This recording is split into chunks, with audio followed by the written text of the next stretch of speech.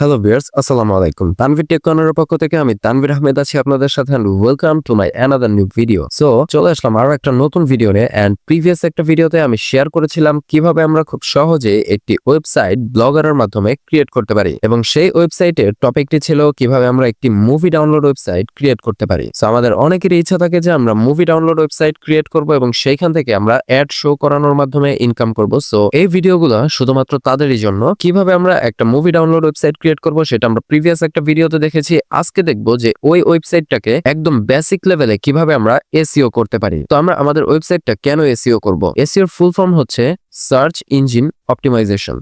So SEO করার মাধ্যমে কিন্তু আমরা আমাদের ওয়েবসাইটটাকে সার্চ র্যাঙ্কে উপরের দিকে রাখতে পারি। সো আমরা যখন গুগলে কোনো একটা কিছু সার্চ করি, লাইক হচ্ছে আমরা এখানে দিলাম মুভি ডাউনলোড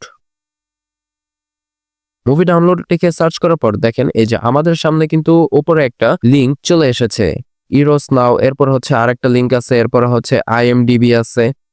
তো এইগুলো হচ্ছে এসইও করার মাধ্যমে কিন্তু এই ওয়েবসাইটটা একেবারে ফার্স্টে আমাদের সামনে শো করছে। তো আমাদের যে ওয়েবসাইটটা আছে মুভি ডাউনলোড ওয়েবসাইট, এই ওয়েবসাইটটা যদি আমাদের এই লিস্টের মধ্যে শো না করে তাহলে কিন্তু কেউ আমাদের ওয়েবসাইটটা কিন্তু দেখতে পারবে না এবং আমাদের ওয়েবসাইটটাতে কিন্তু ভিজিট আসবে না। আর ওয়েবসাইটটাতে ভিজিট না আসলে আমাদের অ্যাড শো হবে না এবং ইনকামও হবে না। সো এসইও একটা ওয়েবসাইটের জন্য খুবই গুরুত্বপূর্ণ। সো আমরা আজকে খুবই বেসিক লেভেলের কিছু এসইও করব যেগুলো আমাদের ওয়েবসাইটের জন্য খুবই ম্যান্ডেটরি। তো এসইও করার জন্য আমরা ফার্স্টে আমাদের ব্লগারে চলে গেলাম এবং এইখান থেকে আমরা সেটিংস অপশনে চলে যাব। সেটিংস অপশনে যাওয়ার পর ফার্স্টে আমাদের আছে টাইটেল। সো টাইটেলে আমরা এমন একটা টাইটেল দিব যেটা হচ্ছে আমাদের এই মুভি ওয়েবসাইট গুলোর সাথে সম্পৃক্ত বা মিলে। তো আমরা এখানে জাস্ট নর্মালি লিখে দিলাম, এটা দিয়ে আমরা এখান থেকে সেভ করে দিব। আমাদের টাইটেলটা কিন্তু সেট আপ হয়ে গিয়েছে। এরপর হচ্ছে এখানে ডেসক্রিপশনে আমরা চ্যাট জিপিটিতে চলে যাব এবং চ্যাট জিপিটিতে গিয়ে আমরা বলবো যে আমাদের এই টপিকটাতে একটা এসইও ফ্রেন্ডলি একটা ডেসক্রিপশন দিয়ে দিতে। সো আমি এটা এখন দেখাচ্ছি না, কারণ হচ্ছে এটাতে পলিসি ইস্যু আসার চান্স আছে। দ্যাটস ওয়াই আসলে এটা আমি স্কিপ করে যাচ্ছি। আপনারা জাস্ট নরমালি চ্যাট জিপিটিতে গিয়ে বা জেমিনিতে গিয়ে এটা ডেসক্রিপশনটা যাবেন, ও এটা সুন্দর করে আপনাকে এসইও ফ্রেন্ডলি একটা সুন্দর সাজিয়ে দিবে। এরপর হচ্ছে ব্লগ ল্যাঙ্গুয়েজ, এটা আমরা ইংলিশে রাখবো। এরপর হচ্ছে অ্যাডাল্ট কন্টেন্ট, এটা আমরা অলওয়েজ অফ করে রাখবো। তো এটাতে তেমন একটা কাজ নাই, এটার কাজটা আমরা পরে দেখবো। এন্ড এরপর হচ্ছে ফেভিকন। এই ফেভিকনটা কি এটা দেখাই দিই, এটাও কিন্তু আমাদের লাগবে। তো আমরা লাইক এই যে ওয়েবসাইটটা আসছে ফার্স্টে, এটার কিন্তু একটা লোগো আছে। এরপর হচ্ছে এই যে আইএমডিবি, এটারও কিন্তু একটা লোগো আছে। তো এই লোগোটা যে এখানে শো করতেছে এটাই হচ্ছে এই ফেভিকন। সো আমরা এই ফেভিকনে গিয়ে আমাদের ওয়েবসাইটের একটি লোগো এখানে আপলোড করব। এরপর নিচে আছে প্রাইভেসি, এখানে আমাদের কিছু করা লাগবে না। এরপর হচ্ছে ব্লগ অ্যাড্রেসটা হচ্ছে আমাদের ওয়েবসাইটের লিঙ্কটা। এরপর হচ্ছে কাস্টম ডোমেইন হচ্ছে আমাদের কিন্তু ওয়েবসাইটের লিঙ্কটা আপাতত এইরকম আছে .blogspot.com, কিন্তু এইখানে যদি আমরা দেখি এই যে imdb.com, অর্থাৎ আমাদের একটা কাস্টম ডোমেইন হবে। তো এটা নিয়ে আমরা পরবর্তীতে একটা ভিডিও দেখব কিভাবে আমরা এই কাস্টম ডোমেইনটা অ্যাড করতে পারি। আর এইখানে যেটা আছে HTTPS, এটা অলওয়েজ আমরা অন রাখবো এখান থেকে। এরপর এখানে আছে ব্লগ অ্যাডমিন এন্ড অথর্স। তো এখান থেকে আমরা চাইলে আরো অ্যাডমিন বা অথর অ্যাড করতে পারবো যদি আমরা কয়েকজন মিলে একটা ওয়েবসাইটে কাজ করি, সেই ক্ষেত্রে এটা কাজে দেয়। এরপর এখান থেকে রিডার অ্যাক্সেস, এটা আমরা পাবলিক রাখবো। এরপর এখান থেকে আরেকটু নিচে গেলে এখানে ম্যাক্স পোস্ট, অর্থাৎ একটা পেজে কতগুলো পোস্ট শো করাবেন, এটা এখানে সিলেক্ট করতে পারবেন। এরপর এখানে আরেকটা অপশন আছে লেজি লোড ইমেজেস, এটা আমরা এখান থেকে অন করে দিব। এরপর আরেকটু নিচে যাব, এগুলা অনই থাকবে, এখানে আর কিছু করার দরকার নাই। তো আরেকটু নিচে যাওয়ার পর আমাদের এখানে টাইম জোন, এই টাইম জোনে আমরা ক্লিক করব। এরপর এইখান থেকে আমরা খুঁজে ঢাকা যেখানে আছে ঢাকাটা আমরা সিলেক্ট করে দিব। তো আমাদের ঢাকাটা খুঁজে নেওয়ার জন্য এই যে এইখানে যে জিএমটি আছে, এটা হচ্ছে আমরা এই GMT+6 গিয়ে খুঁজবো ঢাকা। তো এইখান থেকে আরেকটু নিচে গেলে আমরা এই যে GMT+6, এটা হচ্ছে আমরা ঢাকাটা সিলেক্ট করে দিব এবং এইখান থেকে সেভ করে দিব। এরপর নিচে হচ্ছে টাইম স্ট্যাম্প ফরম্যাট, এটা আমরা কোনভাবে রাখতে চাচ্ছি এটা আপনাদের ইচ্ছা মতো আপনারা সিলেক্ট করে দিবেন। এরপর এখানে এই যে মেটা ট্যাগস একটি অপশন আছে, এটা আমরা এখান থেকে অন করে দিব এবং এখানে সার্চ ডেসক্রিপশন, এই ডেসক্রিপশনটাও আমরা চ্যাট জিপিটি অথবা জেমিনাই দিয়ে জেনারেট করে নিব। এরপর আরেকটু নিচে যাব, নিচে যাওয়ার পর এই যে ক্রলার অ্যান্ড ইন্ডেক্সিং, এখান থেকে আমরা এই ফার্স্টের অপশনটা অন করে দিব। enable custom robots.txt। এখন আমাদের এই robots.txt এটার কাস্টম একটা বানাইতে হবে। সো এটা আমরা কিভাবে বানাবো, এটার জন্য আমরা এখান থেকে সার্চ করব জেনারেটর ফর ব্লগার। সো এই site map generator for blogger এটা লিখে সার্চ করার পর আমাদের সামনে এরকম অনেকগুলো লিঙ্ক চলে আসবে। এখান থেকে আমরা এই ফার্স্টে যে লিঙ্কটা আছে এই লিঙ্কটাতে আমরা ক্লিক করব। এরপর আমাদের সামনে অনেকটা এরকম একটা পেজ ওপেন হবে। তো এইখানে আমরা এই যে ব্লগ ইউআরএল নামে একটা বক্স দেখতে পাচ্ছি, এইখানে আমরা এই পুরোটা কেটে দিব এবং আমাদের ওয়েবসাইটের যে লিঙ্কটা আছে এই লিঙ্কটা আমরা এখান থেকে কপি করে নিব। কপি করে আমরা জাস্ট এইখানে পেস্ট করে দিব। এরপর এইখান থেকে আমরা জেনারেট এক্সএমএল সাইট ম্যাপ এটাতে ক্লিক করে দিব।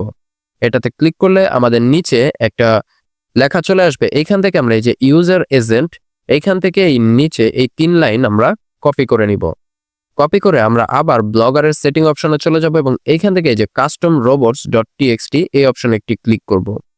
এরপর এইখানে আমরা সেই লেখাটা পেস্ট করে দিব এবং এইখান থেকে সেভ অপশনে একটি ক্লিক করব। এরপর এইখান থেকে আমরা এই যে enable custom robots header tags এটা আমরা অন করে দিব। এরপর এইখান থেকে হোম পেজ ট্যাগস এটাতে ক্লিক করব এবং এটা অল যেটা লেখা আছে এটা আমরা অন করে দিব এবং এইখান থেকে এই যে নোট পি এটা আমরা অন করে দিব এবং এইখান থেকে আমরা সেভে ক্লিক করে দিব। এরপর archive and search page tags এটা আমরা এই যে নো ইন্ডেক্স এটাকে আমরা অন করে দিব এবং এইখান থেকে নোট পি এটা আমরা অন করে দিব। এরপর এইখান থেকে সেভে ক্লিক করে দিব। এরপর এইখান থেকে পোস্ট অ্যান্ড পেজ ট্যাগস এইখান থেকে আমরা অলটা সিলেক্ট করে দিব এবং এইখান থেকে এই যে আবার নোট পি এটা আমরা সিলেক্ট করে দিয়ে সেভে ক্লিক করে দিব। এরপর এইখান থেকে গুগল সার্চ কনসোল এই অপশনে একটি ক্লিক করব।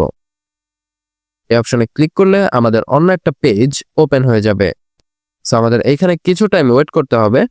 সো এই যে আমাদের সামনে এরকম একটা পেজ ওপেন হয়ে গিয়েছে।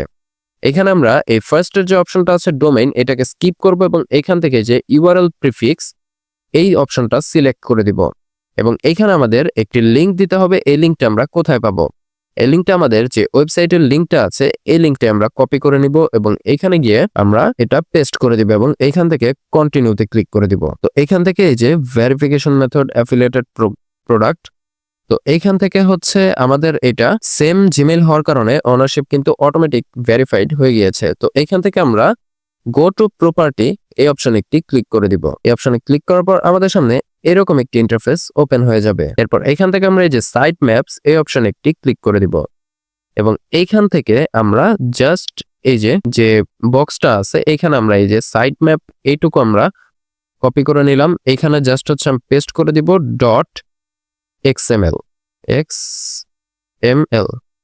এটা লিখে দিলাম। এরপর এইখান থেকে সাবমিটে ক্লিক করে দিব। এরপর আমাদের কিছু টাইম ওয়েট করতে হবে। এখান থেকে আমরা ডিসমিস করে দিলাম। তো এরপর এই যে আমাদের এটা কিন্তু স্ট্যাটাস সাকসেস দেখাচ্ছে, অর্থাৎ আমাদের এটা কিন্তু সাইট ম্যাপ অ্যাড হয়ে গিয়েছে। এবার আমরা ইউআরএল ইন্সপেকশনে চলে যাব। এরপর এইখানে আমাদের ওয়েবসাইটটার লিংক আবার কপি করে আনবো এবং এইখানে আমরা এটা সার্চ করব। দেখাচ্ছে URL is not on Google. তো এটা আমরা এই যে রিকোয়েস্ট ইন্ডেক্সিং এটাতে ক্লিক করে দিব। তো আমাদের ইন্ডেক্সিং রিকোয়েস্টটা কিন্তু সাবমিটেড হয়ে গিয়েছে। এবার আমরা এখান থেকে ডিসমিস করে দেই। তো এটা কিন্তু আমাদের লাইভ হতে প্রায় 24 থেকে 72 ঘন্টা পর্যন্ত সময় লাগে। তো আমরা এখান থেকে জাস্ট এই টেস্ট লাইভ ইউআরএল এটা টেস্ট করে দেখি, যদিও এখনো এটা অ্যাক্টিভ হয়নি। তো তারপরও একবার টেস্ট করে দেখি। আচ্ছা, আমার এটা কিন্তু অলরেডি অ্যাভেলেবল হয়ে গিয়েছে। এরপর আমরা আবার সেটিংসে চলে যাব এবং এইখানে নিচে আর তেমন কিছু নাই। আর এসইওর বড় একটা কাজ হচ্ছে এই কাস্টম ডোমেইন, অর্থাৎ আমাদেরকে একটি কাস্টম ডোমেইন নিতে হবে। যদি আপনারা কাস্টম ডোমেইন না নিতে পারেন সেই ক্ষেত্রে আমাকে কমেন্ট করে জানাবেন। আমি পরবর্তী ভিডিওতে কিভাবে কাস্টম ডোমেইন অ্যাড করতে হয়, কিভাবে কিনতে হয়, কিভাবে বাকি ফুল কাজ করতে হয় সেটা আমি দেখিয়ে দিব। আর পরবর্তী ভিডিও আসতে যাচ্ছে কিভাবে আমরা এই ওয়েবসাইটটাতে অ্যাডস্টেরার মাধ্যমে খুব সহজেই অ্যাড করতে পারি এবং সেই অ্যাডগুলো কিভাবে আমাদের সেট আপ করতে হবে, কিভাবে শো হবে, এই ফুল ভিডিও আপনাদের মাঝে আমি পরবর্তীতে শেয়ার করব। সো আজকের ভিডিওটা এই পর্যন্তই। ভিডিওটা যদি ভালো লেগে থাকে তবে ভিডিওতে একটি লাইক দিবেন আর চ্যানেলটা সাবস্ক্রাইব করে পাশেই থাকবেন। ধন্যবাদ।